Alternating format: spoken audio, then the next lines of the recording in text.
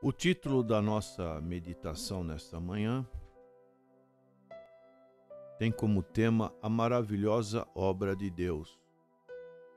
E para tanto fazemos menção do texto que está no livro do profeta Isaías, capítulo 29, no seu verso 14, que diz: Eis que continuarei a fazer uma obra maravilhosa no meio deste povo.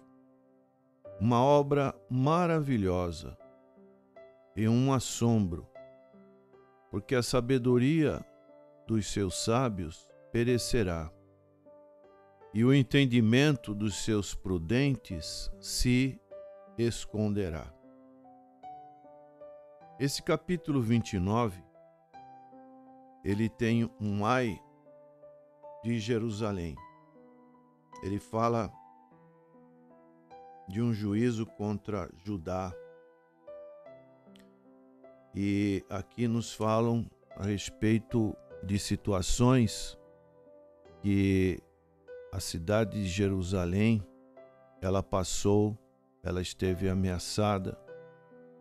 Nós podemos fazer referência como aconteceu com os assírios, que sitiaram aquela cidade, como diz no verso 3, porque te cercarei com o meu arraial e te citarei com baluartes e levantarei tranqueiras contra ti. Então, por algumas vezes na história, Jerusalém foi cercada. Como já disse, a Síria, depois vieram os babilônios e depois, por último, vieram os romanos. E aqui é uma palavra profética sobre o Armagedon. Então, dentro deste contexto, que esse verso 14 foi lido, nós vemos o que o profeta fala sobre o que podemos dizer a sabedoria espiritual. Esse texto nos fala de sabedoria. É um assunto que me chama muita atenção, porque neste mundo podemos e devemos adquirir conhecimento que o mundo pode nos oferecer. Para tanto, existem as escolas, existem os estudos, mas a sabedoria, especialmente a sabedoria que vem do alto, é algo que está ao alcance de qualquer pessoa que é temente a Deus, que busca o conhecimento na palavra de Deus. E a Bíblia é muito repetitiva com relação a isso. O livro do profeta Oséias, ele fala: conheçamos e prossigamos em conhecer ao Senhor. Então é algo constante e não podemos deixar de lado.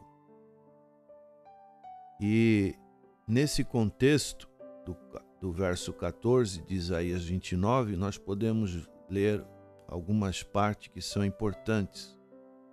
No verso 9 diz: Tardai e maravilhai-vos, folgai e clamai. Bêbados estão, mas não de vinho. Andam titubeando, mas não de bebida forte. Então, são pessoas que estão vivendo sem ter uma direção. É como se tivessem embriagadas, não de vinho, como diz aqui o texto, mas são pessoas sem definição definições na vida, sem um objetivo na vida. Vivem praticamente para comer e beber e dormir e terem algum prazer. Então o profeta, ele continua dizendo: porque o Senhor derramou sobre vós um espírito de profundo sono e fechou os vossos olhos, os profetas, e vendeu as vossas cabeças, os videntes. Quer dizer, são pessoas que não têm nenhum discernimento na vida, e principalmente na vida espiritual, porque não nasceram de novo. Esse é o quadro que vivia os judeus. Pelo que toda visão vos é como as palavras de um livro selado, que se dá ao que sabe ler, dizendo: ora, lê isto. E ele dirá: não posso, porque está selado. Então nós vemos aqui nessa época, Judá deixou-se vencer tanto pela letargia, pela preguiça espiritual, pela inatividade, pela estupidez com relação à verdade, que até os seus profetas, governantes e sábios ficaram cegos. Fechou os vossos olhos os profetas, como diz o texto. Tão cegos e necessitados de discernimento espiritual, que a palavra de Deus era um livro selado para eles. Não podiam ler, não entendiam nada. Eram tão ignorantes quanto os mais indoutos. É o que diz o verso 12. Ou dá-se o livro ao que não sabe ler, dizendo: ora, lê isto. E ele dirá: não sei ler. É como uma criança que às vezes quer ler um assunto mais profundo e não entende nada. Então, esse é o quadro que também nós podemos ver nos dias de hoje. Pouco interesse. E a causa de sua cegueira era a hipocrisia, a imitação, pecados voluntários e dureza de coração. E o profeta dizia: porque o Senhor disse: pois que este povo se aproxima de mim, e com a sua boca e com os seus lábios me honra, mas o seu coração se afasta para longe de mim, e o seu temor para comigo consiste só em mandamentos de homens, em que foi instruído. Quer dizer, seguem pela cabeça dos outros, não procuram meditar na palavra de Deus. E isso traz o que podemos dizer uma cegueira espiritual. Estão cegos. E 4 coisas que trazem a cegueira espiritual, nesse verso 13, nós podemos ler: pois este povo se aproxima de mim com a sua boca. Quer dizer, o coração não foi tocado, e com seus lábios me honra. Querem honrar a Deus apenas de boca, de palavras, mas internamente não existe nenhuma manifestação das cordas interiores dos sentimentos, do arrependimento, do reconhecimento que somos pecadores, e somente o benefício que Jesus conquistou na cruz do Calvário pode nos fazer diferente. E aqui o profeta diz mais: se afasta para longe de mim. Afastar o coração para longe. É apenas uma aparência, mas o coração não é tocado. E temer somente segundo os preceitos dos homens. E o seu temor para comigo, diz o texto, consiste só em mandamentos de homens, em que foi instruído. Quer dizer, é algo que você aprende na religiosidade da vida, e aquilo então é o suficiente para você criar uma religiosidade de temor. Se você sair deste lugar, você foi criado, vai acontecer isso e aquilo. Então pessoas não conhecem a Deus, a natureza de Deus, os atributos de Deus, a palavra de Deus. Então são pessoas que são oprimidas, opressas no sentido espiritual da vida. Então não é isso que Deus tem preparado para nós. Então este capítulo, esse verso 14, que fala da obra maravilhosa, a obra maravilhosa entendemos que não é isso. Eis que continuarei a fazer uma obra maravilhosa no meio deste povo. Uma obra maravilhosa e um assombro, porque a sabedoria dos seus sábios perecerá, e o entendimento dos seus prudentes se esconderá. O que seria essa obra maravilhosa? Quando os homens se permitem servir e honrar a Deus só com os lábios e não com o coração,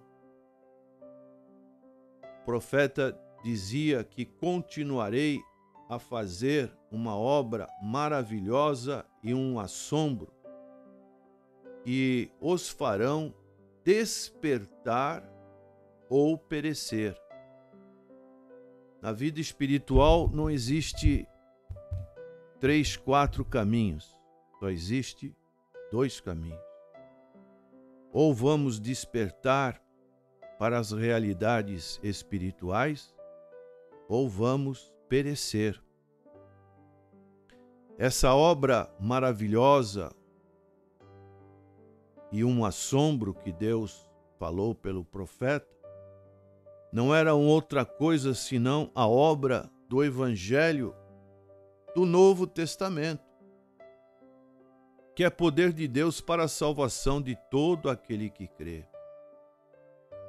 Portanto, o Evangelho, ele é composto do ensino, da pregação,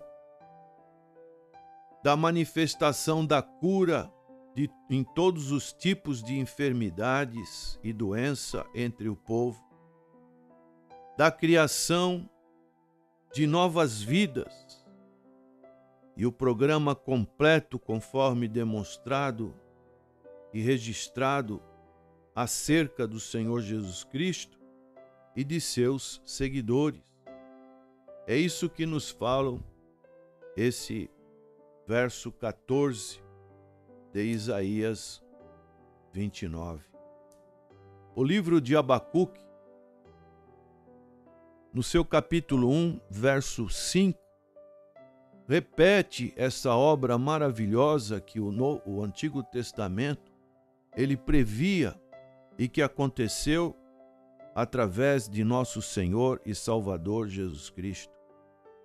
Capítulo 1, verso 5 diz: Vede entre as nações, e olhai, e maravilhai-vos, e admirai-vos, porque realizo em vossos dias uma obra que vós não crereis quando vos for contada.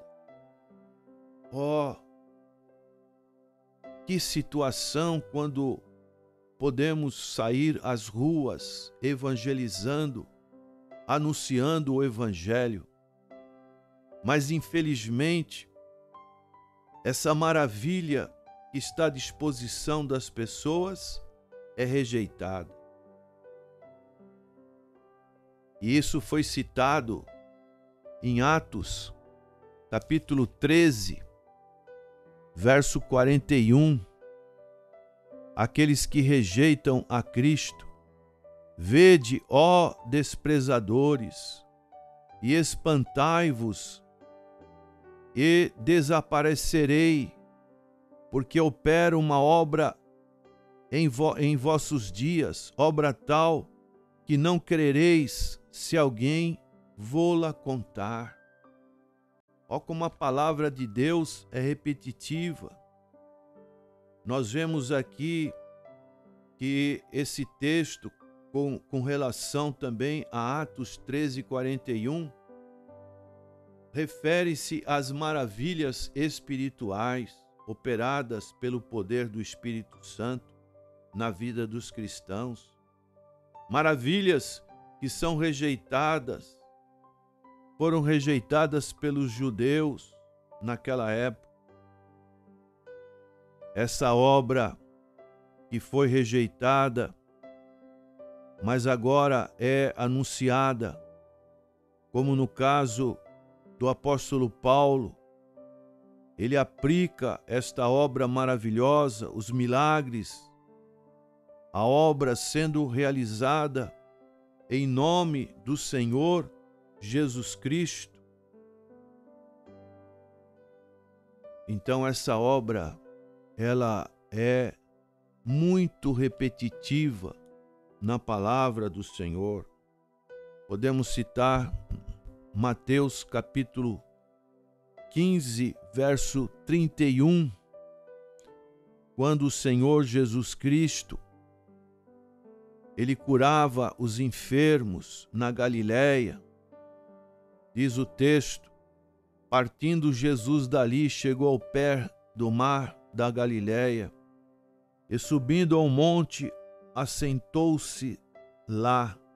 E veio ter com ele muito povo que trazia coxos, cegos, mudos, aleijados e outros muitos, e os puseram aos pés de Jesus, e ele os sarou, de tal sorte que a multidão se maravilhou, vendo os mudos a falar, os aleijados sãos, os coxos a andar e os cegos a ver, e glorificava o Deus de Israel.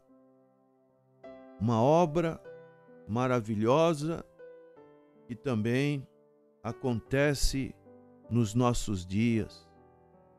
Que coisa tremenda é quando podemos entender isso na palavra de Deus e aproveitar de todo esse benefício, como podemos ver em Atos, capítulo 8, verso 13.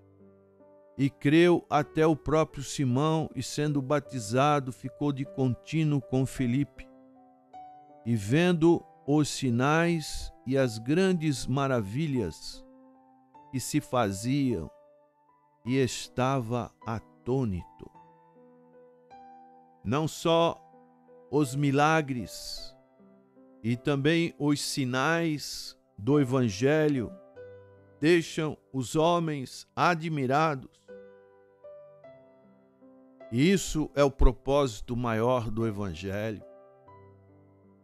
Como é bom quando uma pessoa experimenta o Evangelho e passa por essa admiração, por essa maravilha.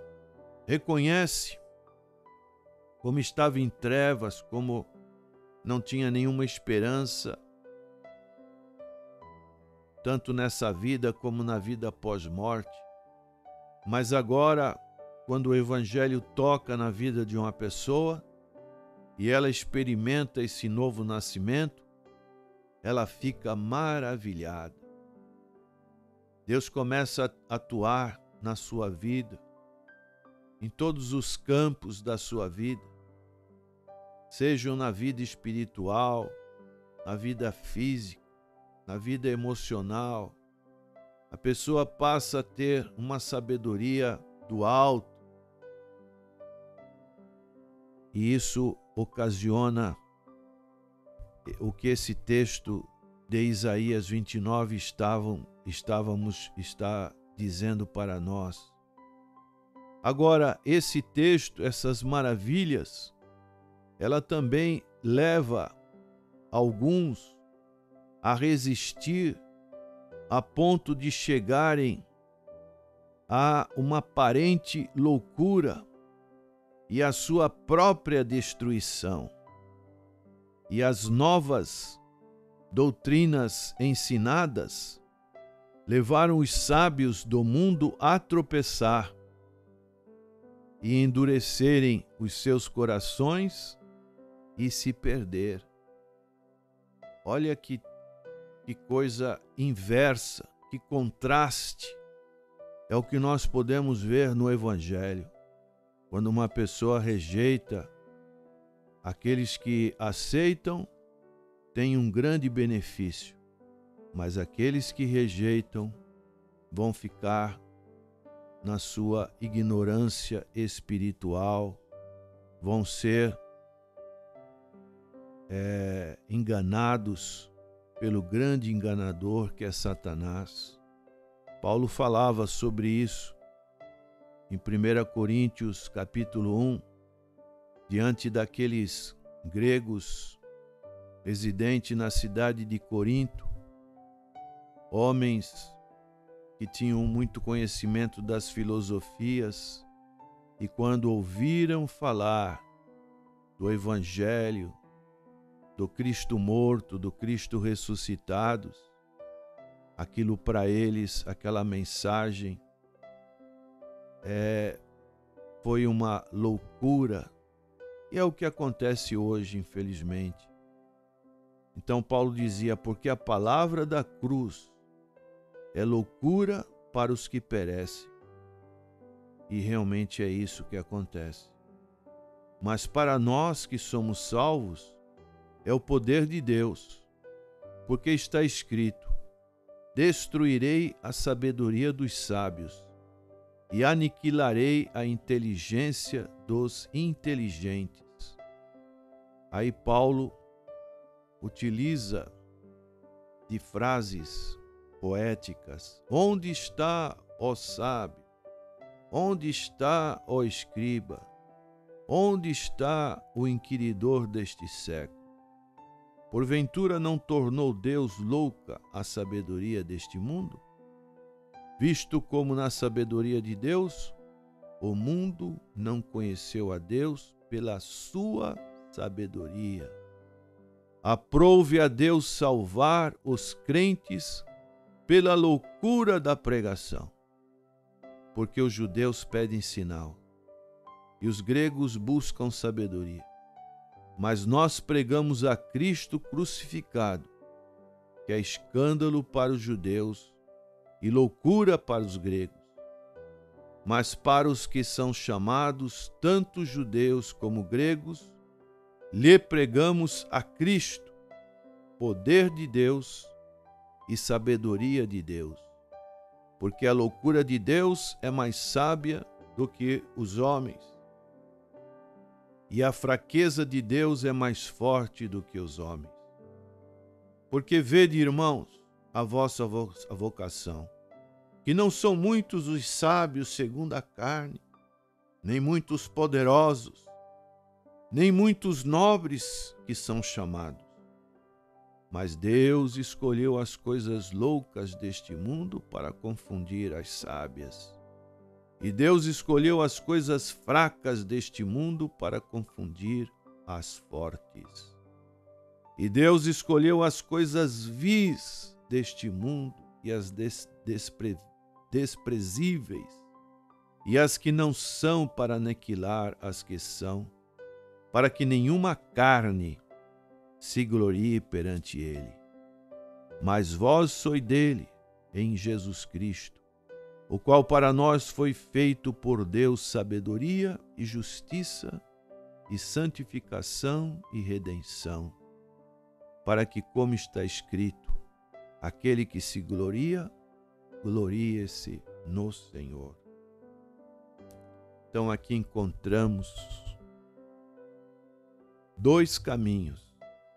Um caminho de aceitação, aonde a pessoa conhece essa sabedoria, essa maravilha da obra de Deus em Cristo Jesus.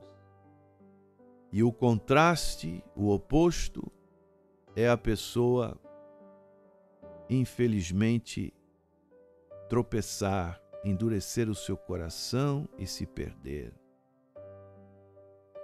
Portanto, podemos dizer que tal programa, que é oferecido por Deus desde o Antigo Testamento, através dos profetas, era um cheiro de vida para a vida daqueles que se conformavam com o Evangelho, bem como um cheiro de morte para a morte daqueles que o rejeitavam.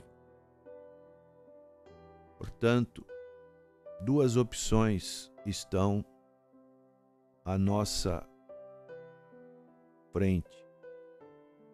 Eis que continuarei a fazer uma obra maravilhosa no meio deste povo. Uma obra maravilhosa e um assombro, porque a sabedoria dos seus sábios perecerá, e o entendimento dos seus prudentes se esconderá. Ainda é a obra que Deus está querendo mostrar para nós. Ainda há tempo, prezado ouvinte, de você fazer parte, se não faz, desta maravilhosa obra que Cristo veio fazer. Cheiro de vida para a vida, ou cheiro de morte para aqueles que rejeitam a palavra de Deus. 2 Coríntios, capítulo 2, verso 15 diz: porque para Deus somos o bom cheiro de Cristo, nós que se salvam e nos que se perdem. Por isso nossa missão é falar. Os resultados, eles não cabem a nós, cabem a cada um fazer a sua livre escolha e aquilo que está na palavra se cumprir como julgamento. Para estes que se perdem, certamente cheiro de morte para a morte, mas para aqueles, cheiro de vida para a vida. E para estas coisas, quem é idôneo? Porque nós não somos como muitos, falsificadores da palavra de Deus.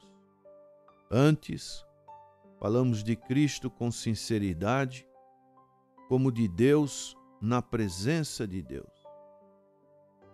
E nossa oração é para que esta obra maravilhosa de Deus possa estar também fazendo parte da sua vida, porque até a volta de Cristo, ou até a nossa partida deste mundo, esta obra está à disposição.